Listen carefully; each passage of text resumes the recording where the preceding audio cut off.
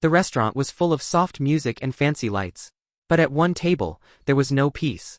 A woman in a glittering dress slammed her hand on the table and shouted, "Get this old woman away from my table. Do you hear me?" Everyone turned to look. The old woman's hands shook. Her eyes were full of tears. Next to her stood a young waiter in a simple black uniform. "Mom, please, it's okay," he whispered. The rich woman laughed loudly. "Your mother?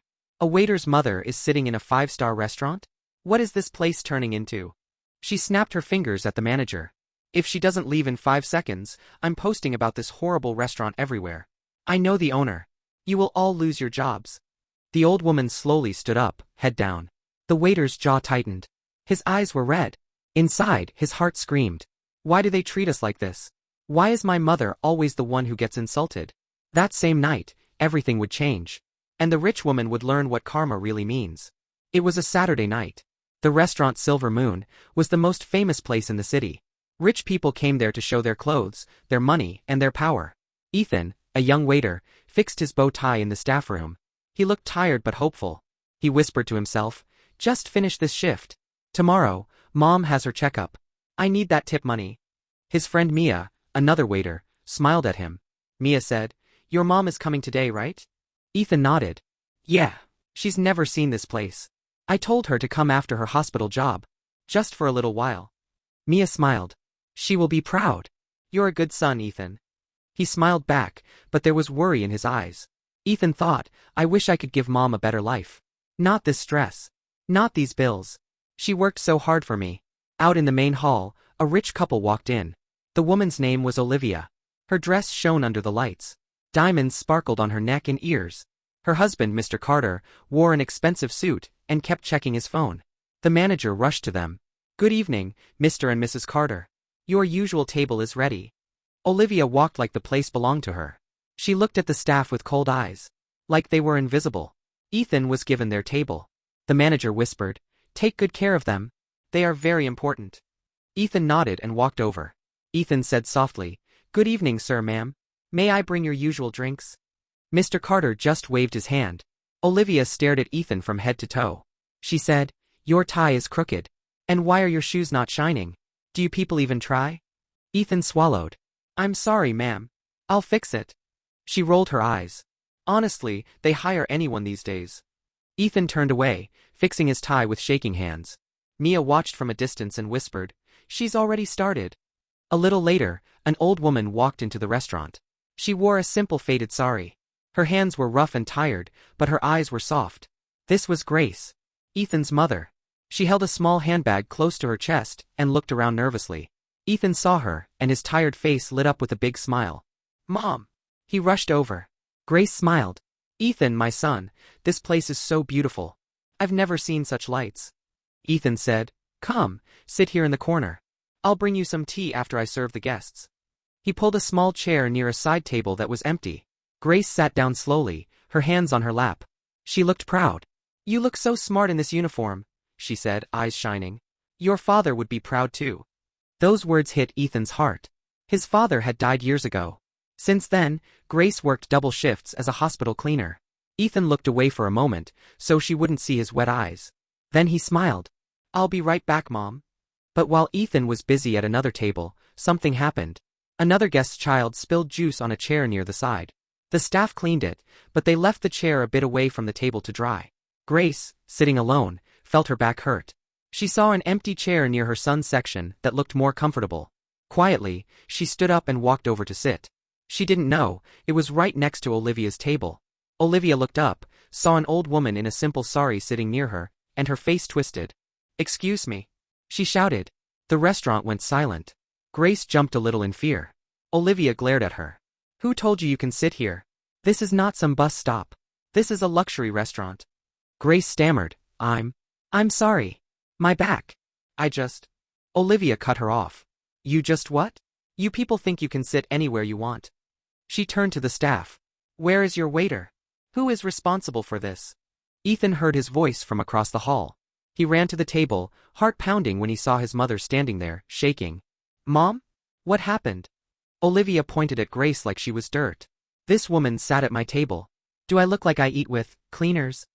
The word hit Ethan like a slap. Grace's eyes filled with tears. "I'm sorry, ma'am," she whispered. "I didn't know. My back was—" Olivia laughed sharply. "Of course you didn't know. People like you never know how to behave." She looked at Ethan. "You are the waiter, right? And this is your mother?" Ethan nodded slowly, his voice stuck in his throat. "Yes, ma'am. Please, she didn't mean any harm. She works at the hospital. She is tired." Olivia smirked. "And I work in real estate. Do you see me sitting in dirty places? No. Because I have class." A few guests looked down, ashamed for her. But Olivia enjoyed the attention. She snapped at Ethan. "Take her away. Now. Or I will speak to your manager, and you can both go sit on the street together." Grace looked at her son. Her lips trembled.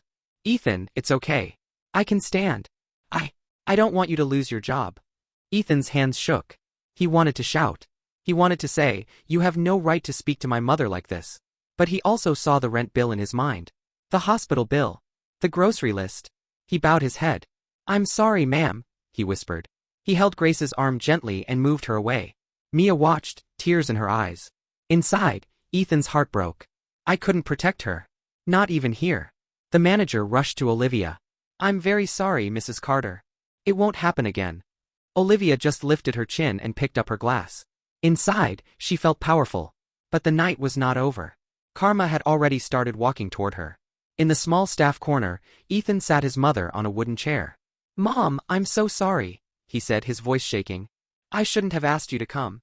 Grace wiped her tears with the end of her sorry. "No, my son. I'm fine," she said softly. "I know how these people are." She tried to smile, but her hands wouldn't stop shaking. Ethan knelt in front of her. "Nobody should talk to you like that." He remembered all the nights she came home late from the hospital. Her feet swollen. Her hands rough from cleaning floors, bathrooms, and sick rooms. She never complained. She only said, "We will be okay, Ethan. Just study. Just become something." Now here she was, being treated like garbage by someone who knew nothing about her. Grace gently touched his face. "My child, look at me." He looked up. "I did not raise you to fight with people for me," she said. "I raised you to become kind, strong, and successful. Let God handle people like her." Her eyes shone. "But Mom." She smiled. "Listen, Ethan. One day, people will stand to respect you. Not because you are rich, but because you stayed good." Ethan's throat closed. He nodded, wiping his eyes quickly. "I have to go back, Mom. Will you be okay here?" She nodded. "Yes. I'll just sit. Don't worry about me." He kissed her hands. They are so tired, he thought. Then he went back to work. At Olivia's table, things were not so perfect. Mr. Carter was checking his phone with a stressed face. "Olivia, our project investor is late. He said he'll come here tonight to sign. If we lose him, we lose millions." Olivia waved her hand. "He will come. Relax. We always get what we want." But inside, even she felt a bit nervous. Money problems had started knocking on their door. A bad deal here, a lost project there. They needed this new hospital project badly. "Yes, a hospital," Mr. Carter said. "If this deal fails, we are finished." A hospital. The word floated in the air like a quiet warning. Back in the staff area, Mia sat next to Grace. "Ma'am, can I bring you some tea?" Mia asked gently. Grace smiled. "You're very kind, dear. Yes, please. Just something warm." While Mia went to get tea, Grace suddenly held her chest. A small pain. She closed her eyes. "It's nothing," she whispered to herself. "Just tiredness." She had been skipping her own checkups. Always saving money for Ethan. Always putting herself last. Later that night, the special guest finally arrived. A serious-looking man in his 50s walked in. He was the investor Olivia and Mr. Carter were waiting for. The manager greeted him with deep respect. "Welcome, Dr. Daniel." Yes. He was not just an investor. He was a famous doctor who ran many hospitals. He was thinking about funding their new hospital project, but he was a very strict man. He believed in respect, kindness, and ethics. If he saw cruelty, he walked away. He was seated near Olivia and Mr. Carter. They smiled brightly. "Dr. Daniel. So happy you came," Olivia said. Inside, she thought, finally. Money problems will go away. Ethan was asked to serve Dr. Daniel's table too. He walked to the table, still hurt, but forced a polite smile. "Good evening, sir. May I take your order?" Dr. Daniel looked up at him. He noticed the red eyes. "You seem tired, son," he said kindly. "Long shift?" Ethan nodded. Yes, sir. But it's okay. Olivia looked annoyed. Why are you chatting, Ethan? Do your job properly. Dr. Daniel glanced at her. There was something cold in her voice that he did not like. If you were in his place, what would you do? The storyteller might ask here. Would you shout at him? Or would you ask if he's okay? As the night went on, the restaurant stayed busy. Ethan moved from table to table, but his eyes always checked on his mother in the corner. At one point, he saw her holding the side of the chair tightly. Her breathing looked heavy. Mom! He whispered as he passed by. She fake smiled. I'm fine. Just a bit dizzy. Go work. He frowned but had to obey. Moments later, Olivia's voice cut through the music again. Waiter! Where is my dessert? Are you sleeping? Ethan hurried to her table. I'm sorry, ma'am. I'll bring it right away. As he turned, he heard a glass fall and shatter. Then, a soft thud. He spun around. Grace had collapsed on the floor. Her teacup rolled away. Mom! Ethan shouted, his heart stopping. The whole restaurant froze. Guests stood up. Someone screamed. Someone fainted. Ethan fell beside his mother, lifting her head. Mom? Mom, wake up. Please. Her face was pale. Her breathing was weak. Call an ambulance. Mia cried. Olivia stood up too, eyes wide. What is going on? She said, annoyed first, then worried as she saw people rushing. Mr. Carter muttered. Bad for the restaurant. This drama in front of the doctor. He was thinking only about the deal. Not about the woman on the floor. But one man stood up quickly. Dr. Daniel. Move aside. He shouted. I'm a doctor. Everyone stepped back. He knelt beside Grace and checked her pulse. His face became serious. This woman needs urgent help. She has a heart condition. She should have been under treatment. We need to get her to the hospital now. Ethan's hands were shaking badly. Sir, please, save my mom. Please. I will do anything. Dr. Daniel looked at him with calm but firm eyes. Stay close. Talk to her. Don't let her feel alone. The staff called an ambulance. But time was running. Dr. Daniel looked up at the manager. My hospital is 10 minutes from here. I can take her in my car. We cannot wait. The manager nodded quickly. Yes, yes. Go. Ethan lifted his mother with Mia's help. He carried her carefully, tears falling on her sorry. As they rushed past Olivia's table, she moved aside. For a second, her eyes met Grace's weak face. Something pricked inside her. A tiny pinch of guilt. This same woman. I insulted her a few minutes ago. She shook it off. It's not my fault she's sick, Olivia told herself. But karma was already at the door. Because the investor they needed so badly was now busy saving the life of the woman she had humiliated. And soon, he would find out everything. At the hospital, bright lights and the smell of medicine filled the air. Grace was taken straight into the emergency room. Ethan stood outside, hands together, lips moving in silent prayer. Mia was by his side, holding his shoulder. Dr. Daniel spoke to a nurse quickly. ECG. Blood tests. Prepare the OT if needed. She has ignored her symptoms for too long. Then he turned to Ethan. How long has she been feeling this way? Ethan wiped his face. She had chest pain sometimes. But she always said, we can't afford tests now. Maybe next month. His voice broke. All the money goes to rent and food. She works as a hospital cleaner in another ward. She never spends on herself. Dr. Daniel's jaw tightened. So she cleans hospitals but cannot afford proper treatment in them, he thought sadly. He looked at Ethan. And you? You also work while studying. Ethan nodded. Yes, sir. I study business in the morning, work in the restaurant at night. Dr. Daniel saw the dark circles under the boy's eyes. The tired, honest face. The love in his voice when he spoke about his mother. He felt respect. Stay strong, he said. We will do everything we can. Back at the restaurant, Olivia and Mr. Carter finished their meal. They expected Dr. Daniel to return soon and sign the deal. But he didn't come back. Minutes turned into almost an hour. Olivia grew impatient. What is taking him so long? The manager came to their table, nervous. Ma'am, sir. Dr. Daniel had to rush to his hospital.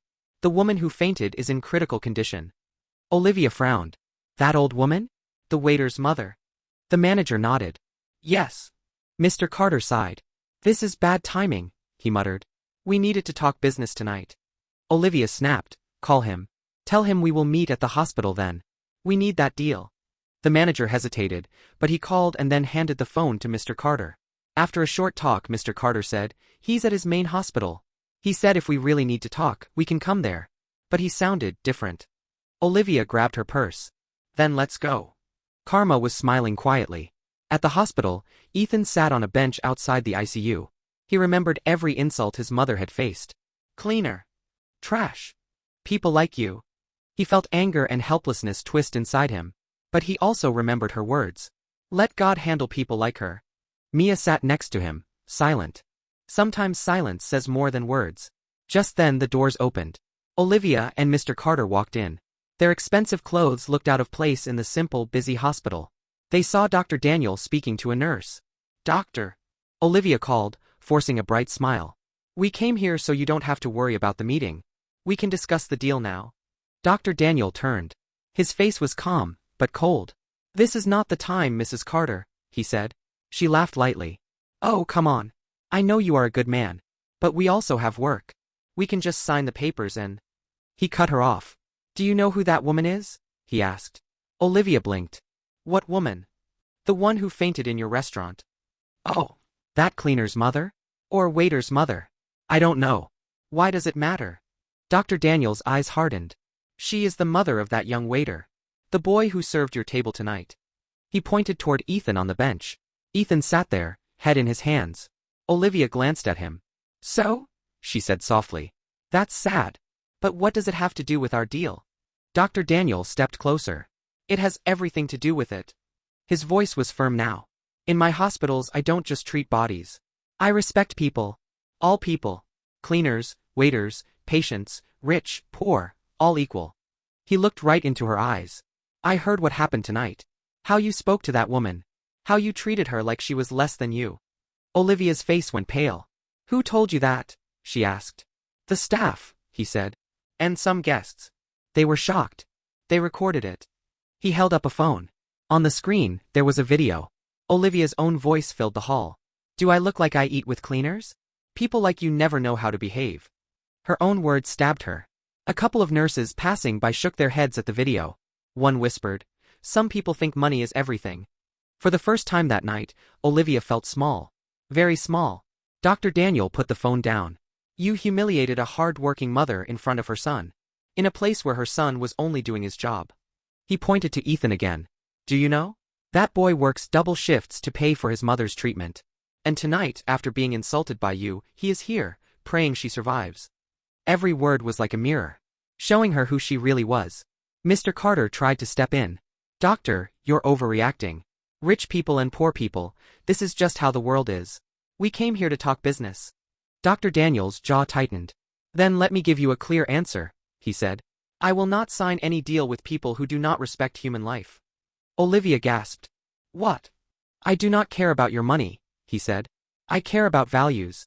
You may be rich. But tonight, I saw who was truly rich in heart. He looked at Ethan. And it was not you. Olivia's legs felt weak.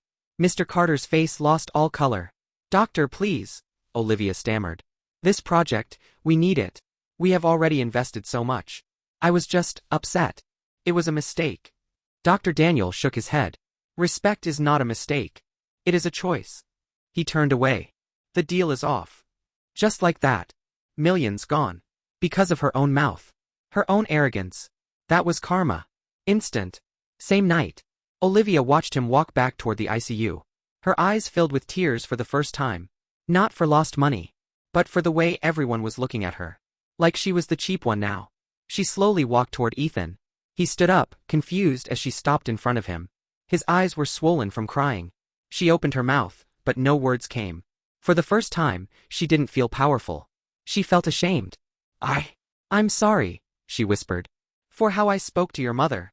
The words tasted strange in her mouth. Ethan stared at her. Part of him wanted to shout, now you say sorry? After everything? But then he remembered his mother's words. Let God handle people like her. He took a deep breath. You hurt her a lot, he said quietly. She never did anything to you. She just wanted to sit. Her back was hurting. Olivia's tears fell. I know, she said. I was wrong. I thought, money makes me better than others. But tonight, I lost a huge deal because of my own behavior. She smiled sadly. Maybe. I deserved that. Ethan looked at her. Yes, he said honestly. You did. There was a long silence. Then Dr. Daniel came out of the ICU. Everyone turned. Doctor? Ethan asked, voice shaking. Dr. Daniel smiled softly. She's stable, he said. We managed to control the situation. But she needs rest, medicine, and regular treatment now. No more skipping checkups. Ethan's knees almost gave way. Thank you, sir, he whispered. Thank you so much. He wiped his tears with shaking hands. He looked like a little boy again, seeing his whole world saved. Dr. Daniel placed a hand on his shoulder. From today, he said, your mother's treatment is on my hospital. Free. She has cleaned enough floors. Now let us take care of her. Ethan's eyes filled again. Why are you doing this for us? He asked. Dr. Daniel smiled. Because kindness should not only be in words, he said. And because, when I see a son who loves his mother this much, I see real wealth. Olivia watched this scene. Each word cut into her heart. She saw Ethan hugging Mia. She saw nurses smiling at them. She saw respect in their eyes for him, for Grace, for Dr. Daniel. Nobody was looking at her. The woman with diamonds. The woman who lost $1 million deal in one night. Because she could not respect a poor mother. She walked away slowly, feeling empty. That night, two kinds of people walked out of the hospital. One was a poor waiter, but rich in love, respect and heart. The other was a rich woman, but poor in soul. Karma did not wait for years. It came the same night. In front of everyone. Because sometimes, life teaches us fast. Money can buy food in a restaurant. But it cannot buy class, kindness, or respect. If you were in Ethan's place, what would you do? And if you ever see someone insulting a poor person in front of their family, will you stay silent? Or will you stand up for what is right?